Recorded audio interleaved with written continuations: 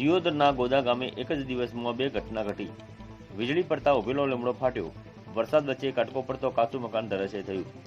તારીખ 30/7/2024ના મંગળવારે સવારે 11 કલાકે મળતી માહિતી મુજબ ગોદા ગામે વરસાદ વચ્ચે બે ઘટનાઓ ઘટી. આજે દિયોદરમાં પરોઢિયે જ વરસાદે શ્રી ગણેશ કર્યા હતા. દિયોદર પંથકમાં અચાનક હવામાનમાં પલટો આવતો ધોધમાર વરસાદ વસતા ખેતરોમાં પાણી ભરાયા હતા. જ્યાં સારા વરસાદની આગાહી વચ્ચે ખેડૂતોમાં ખુશી જોવા મળી હતી. દિયોદર પંથકમાં કડાકા પડાકા સાથે વરસાદ વરસતા દિયોદર શહેર અને પંથકમાં ધોધમાર વરસાદ ખાબક્યો હતો.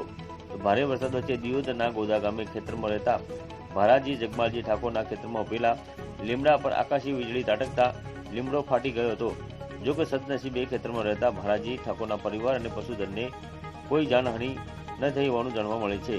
ત્યારે દિયોદરના ગોદા ગામે ભારે વરસાદ અને કડાકા ભડાકા વચ્ચે ગોદા ગામે રહેતા રમેશજી કરશનજી ઠાકોરના કાચા મકાન અચાનક તૂટી પડતા મકાનના પતરા સહિતની વસ્તુઓ તૂટી જતા પરિવાર નોંધારો બન્યો છે.